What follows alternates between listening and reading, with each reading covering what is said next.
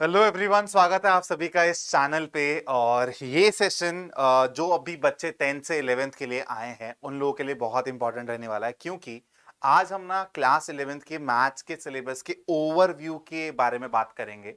मैं आपको चैप्टर्स के बारे में बताने वाला हूँ, यूनिट्स के बारे में बताने वाला हूँ, कौन सा यूनिट ज्यादा इंपॉर्टेंट है उसके बारे में बातचीत होगी, है ना। फिर मैं थोड़ा सा आपको ये भी समझाऊंगा कि यार कौन कौन से चैप्टर का आपको ना एक्सटेंशन 12th क्लास में पढ़ना है।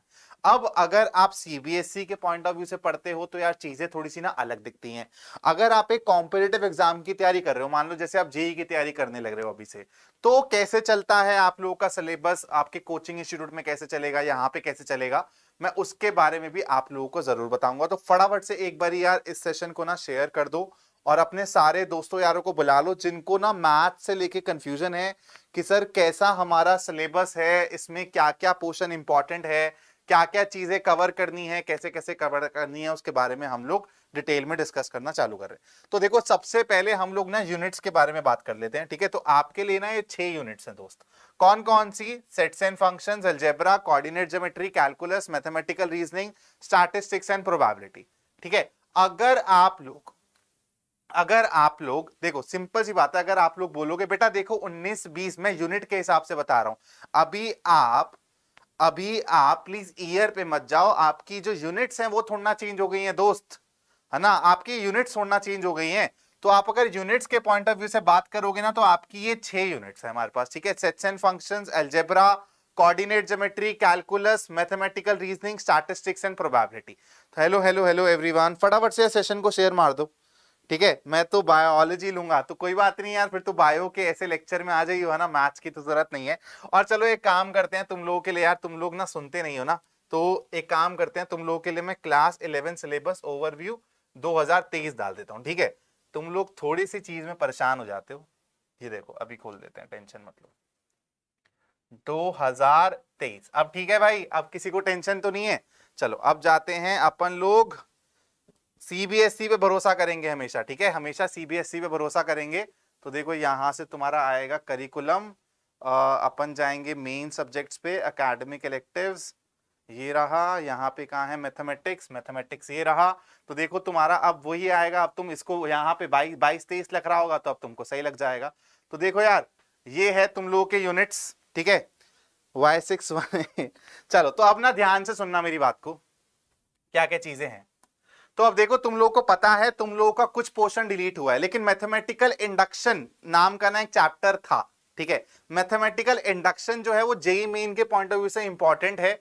तो जेई मेन में अब तुमको पहले तो ये समझना है कि तुम्हारा जो बोर्ड का सिलेबस है, और अगर तुम जेई एडवांस एग्जाम की तैयारी कर रहे हो तो बेटा बोर्ड ने तो कुछ पोर्शन कट कर दिया है, क्या उससे आईआईटी के एग्जाम में नहीं पूछा जाएगा? तुमको ये पता होना चाहिए कि जो जेई एडवांस का एग्जाम है वो कौन कंडक्ट कराता है? आईआईटीज कंडक्ट कराती हैं दोस्त।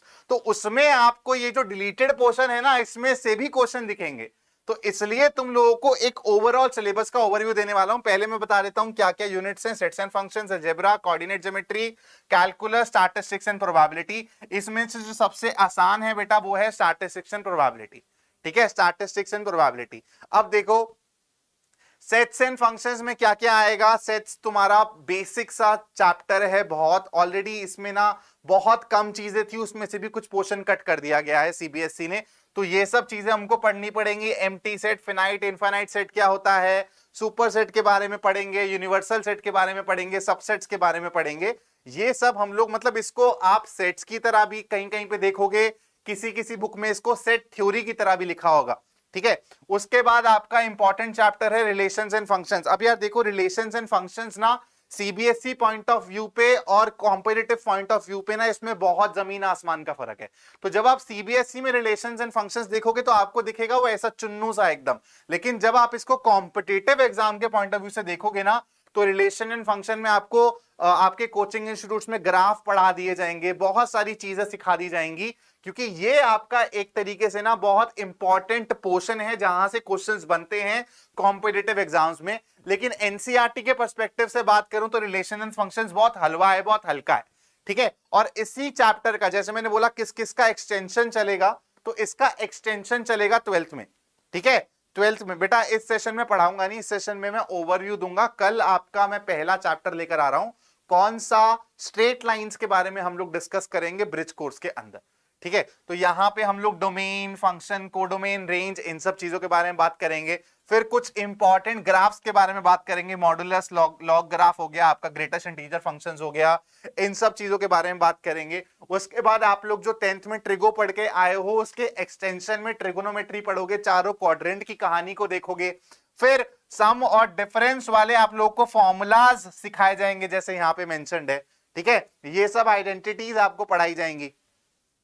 उसके बाद आप लोग क्वाड्रेटिक इक्वेशंस पढ़कर आए थे, याद है हम लोग बोलते थे यार क्वाड्रेटिक इक्वेशंस में चलो इसके यार इमेजिनरी रूट्स हैं, तो अभी इसको हमको डिस्कस नहीं करना है, हम लोग इसको आगे जाके डिस्कस करेंगे कॉम्प्लेक्स नंबर में। तो फिर आता है पिक्चर में हमारा अलजेब्रा में सबसे पहला chapter complex number and quadratic equations, ठीक है। अब ये चैप्टर बेटा अगर मैं एनसीईआरटी के पॉइंट ऑफ व्यू से बोलूं तो बहुत चुन्नू सा चैप्टर है, लेकिन when it comes to competitive examination तो यहां से बहुत प्यारे प्यारे क्वेश्चन बन के आते हैं, यहां से आपके ज्योमेट्री के साथ क्वेश्चंस बन जाते हैं। आप जो 10th में सर्कल और ट्रायंगल्स पढ़कर आए हो उनके कॉन्सेप्ट्स मिक्स हो जाते हैं कॉम्प्लेक्स नंबर के साथ और बहुत प्यारे प्यारे सवाल बन जाते हैं। तो आपको समझना पड़ेगा, स्पेशली विद मैथ्स, आपका फिजिक्स और केमिस्ट्री जो है, अगर आप एनसीईआरटी लेवल भी अच्छे से करते हो ना तो आप जेईई मेन में एक अच्छा स्कोर ला सकते हो अगर आपकी डायरेक्शन सही है। लेकिन मैथ्स के लिए आपको ना थोड़ा सा एक्स्ट्रा बुक्स की हेल्प लेनी पड़ेगी क्योंकि जो हमारे कॉम्पिटिटिव एग्जाम्स में मैथ्स आती है ना वो आपके एनसीईआरटी लेवल से उठकर आती है, थोड़ी सी ऊपर होकर आती है, तो इस चीज का ध्यान आप लोगों को देना पड़ेगा, ठीक है। उसके बाद दोस्त है हमारा लीनियर इनइक्वालिटीज, बहुत ही हलवा चैप्टर है, इजी चैप्टर है, इसमें वेवी कर्व मेथड ये सब चीजें पढ़ोगे आप, इनइक्वालिटीज के बारे में पढ़ोगे। उसके बाद पीएनसी यार अब कुछ बच्चों को ना ये ऐसा चैप्टर है परम्यूटेशन एंड कॉम्बिनेशन जो कुछ बच्चों को बहुत ज्यादा इंटरेस्टिंग लगता है और कुछ बच्चों को बिल्कुल। बेटा मैं आप लोग के क्वेश्चंस को केटर करूंगा, ठीक है, टेंशन मत लो, एंड में लूंगा। सबसे पहले थोड़ा सा हम लोग सिलेबस का ओवरव्यू जान ले, कौन सा चैप्टर कैसा है, कौन सा chapter NCERT point of view से करना है या फिर एनसीईआरटी पॉइंट ऑफ व्यू से थोड़ा सा एक्स्ट्रा करना है कॉम्पिटिटिव एग्जाम्स के लिए, इन सब बातों के बारे में जान लो, फिर अपन लोग तुम्हारे डाउट्स लेंगे। तो परम्यूटेशन एंड कॉम्बिनेशन पीएनसी मैंने जैसे बोला कि कुछ बच्चों के लिए ये बहुत इंटरेस्टिंग होगा, कुछ बच्चों को इसमें बहुत डिफिकल्टी होगी क्योंकि ये बहुत एनालिटिकल चैप्टर है, बहुत ही अच्छा चैप्टर है, एनालिटिकल चैप्टर है। उसके बाद बाइनोमियल थ्योरम है, ठीक है। उसके बाद सीक्वेंस एंड सीरीज है, जैसे आप अभी एपी पे कहानी खत्म करके आए थे दोस्त, अब आपको जीपी पढ़ना पड़ेगा, फिर आपको स्पेशल सीरीज पढ़नी पड़ेंगी। हम याद है आपको sum of first n natural numbers मैंने बताया था, फिर एन स्क्वायर वाली का बताया था, एन क्यूब वाली का बताया था, उनको अब आप यूज करना सीखोगे, कैसे कैसे सीरीज क्या होती है, सीक्वेंस क्या होती है, उन सब के बारे में पढ़ेंगे। फिर हम लोग क्या पढ़ेंगे, relationship between arithmetic mean and geometric mean. Arithmetic mean के बारे में हमको आइडिया है, ज्योमेट्रिक मीन हम लोग पढ़ेंगे, फिर उनमें रिलेशंस पढ़ेंगे। और मेरा फेवरेट यार मैं आप लोगों को बता दूं, अगर 11th के सिलेबस का मेरा कोई सबसे ज्यादा फेवरेट एक यूनिट है ना तो वो है यार कोऑर्डिनेट ज्योमेट्री, क्योंकि कोऑर्डिनेट ज्योमेट्री ना बहुत विजुअलाइजेशन वाला टॉपिक है, तो इसमें ना हम लोग मिलके बहुत सारी चीजें विजुअलाइज कर पाएंगे, मैं आपको करवा पाऊंगा। कुछ कुछ चैप्टर्स हैं जो कोर मैथमेटिक्स वाले हैं, मतलब उसमें आपको विजुअलाइजेशन नहीं, आपको प्रॉब्लम अप्रोच सीखनी पड़ेगी, आपको उसमें कैसे प्रॉब्लम को अप्रोच करते हैं, सॉल्व करते हैं, कंसेप्ट्स कैसे आपको अप्लाई करने हैं वो मेन रहेगा। लेकिन इस चैप्टर में जब तक आपके दिमाग में वो पिक्चर नहीं बनेगी, आप विजुअलाइज नहीं कर पाओगे, जब तक आप इन चैप्टर्स को मास्टर नहीं कर पाओगे। स्ट्रेट लाइंस जिसका लेक्चर मैं कल पहले लाने वाला हूं, फिर आएगा दोस्त कोनिक सेक्शन। कोनिक सेक्शन में क्या आता है, सर्कल्स, एलिप्स, पैराबोला, हाइपरबोला, इन सब चीजों के बारे में पढ़ना। और दोबारा मैं बोल दूं, एनसीईआरटी के लेवल पे जो ये आपको कोऑर्डिनेट ज्योमेट्री पढ़ने को दिखेगी एनसीईआरटी बुक में, उससे बहुत ऊपर उठना पड़ेगा हम लोग को अगर हम लोग कॉम्पिटिटिव एग्जाम्स की तैयारी करने वाले हैं, क्योंकि ये जो 5 चैप्टर्स है ना उसको कोचिंग इंस्टीट्यूट्स में 2-2 ढाई महीना पढ़ाया जाता है, मतलब समझ रहे हो इतना कंटेंट है इनमें। इसमें लोकस के प्रॉब्लम्स, पैरामीटर्स के प्रॉब्लम्स, पैरामेट्रिक फॉर्म्स के प्रॉब्लम्स, सब कुछ आप लोगों को करवाया जाएगा, ठीक है। उसके बाद 3D ज्योमेट्री का सिर्फ इंट्रोडक्शन है, इसका भी एक्सटेंशन आपको vector and 3D 12th class में देखने को मिलेगा। अभी यहाँ पे बहुत बेसिक सा डिस्कशन होता है। उसके बाद यार कैलकुलस की शुरुआत हो जाती है, लेकिन बहुत माइन्यूट से शुरुआत होती है, लिमिट्स एंड डेरिवेटिव्स से। तो यहाँ पे लिमिट्स के बारे में बताया जाता है। आपको याद है हम लोग बोलते थे 1/0, हम लोग नॉट डिफाइंड बोल देते थे, तो यहाँ पर आपको ना बहुत सारी टर्म्स मिलेंगी जिसको आप अनडिफाइंड बोलोगे, 0/0, ऐसी बहुत सारी टर्म्स मिलेंगी। फिर उस केस में यार हम लोग एक फंक्शन की लिमिटिंग वैल्यू कैसे निकालते हैं, है ना, उसके बारे में बात होगी। तो ये सब चीजें हम लोग करेंगे यहाँ पे। उसके बाद आपका स्टैटिस्टिक्स एंड प्रोबेबिलिटी आएगा यार, जो आप चीज अभी पढ़कर आए हो 10th में, उसी की ही हम लोग क्या करेंगे, एक्सटेंशन में थोड़ी सी चीजें सीखेंगे। और ये आसान चीजें हैं, है ना, ये आप बेसिक एनसीईआरटी लेवल पे करोगे तो जेईई मेन के जो क्वेश्चंस आते हैं इसमें वो आपके यहीं से ही फंस जाएंगे।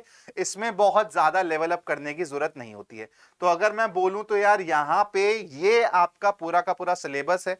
एक चैप्टर था यार, एक प्यारा सा चैप्टर था, बहुत स्कोरिंग सा चैप्टर था दोस्तों, मैथमेटिकल इंडक्शन, जो हटा दिया गया। लेकिन जब मैंने पहली वाली देखी थी ना, ये देखो ये वाली पीडीएफ खोली थी, इसमें ये मैथमेटिकल रीजनिंग है ना, मैथमेटिकल इंडक्शन बोलते हैं इसको, चैप्टर है आपके एनसीईआरटी में। यहां से ना 4 मार्क्स का पक्का जेईई मेन में क्वेश्चन आता था, जो आगे भी आ सकता है, ठीक है, जो आगे भी आ सकता है। तो ये वाला चैप्टर भी हम लोग पढ़ लेंगे ताकि आपको जेईई मेन के पॉइंट ऑफ व्यू से भी हेल्प मिल जाए, ठीक है। उसके बाद यार 12th के डिस्कशन पे मैं अभी नहीं जाऊंगा। तो आई होप आपको 11th के सिलेबस का ओवरव्यू मिल गया होगा। अब मुझे बताओ किसको क्या क्या डाउट है, अब मुझे तुम लोग बताओ किसको क्या क्या डाउट है। हाँ यार नया लुक है, थोड़े से मैंने सोचा कि यार शरीफ बच्चा बन जाता हूं, है ना, तो थोड़े से मैंने बाल कटवा दिए हैं, थोड़ी सी दाढ़ी मैंने कटवा दी है। तुम लोग वैसे भी डरते थे मेरे को देख के। सक्षम रिलोड बैच में सर आप रहेंगे ना? यस दोस्त बिल्कुल रहूंगा, मैं मैथ्स पढ़ाऊंगा। और मैं तुमको जेन्युइनली बोल रहा हूं, मैं अपनी साइड से तुम लोगों को जो बेस्ट लेवल टच करा सकता हूं ना, जितने टाइम मेरे को मिला है यहाँ से क्लासेस के लिए उतना कराऊंगा मैं। लेकिन तुम लोगों को यार एक बात मेरी समझनी पड़ेगी कि मेरे को साथ साथ में ना 10th की क्लास को भी पढ़वाना है। अगर तुम नॉर्मल एक जेईई का टीचर देखते हो ना, तो वो उसको सिर्फ जेईई के बैचेस मिलते हैं।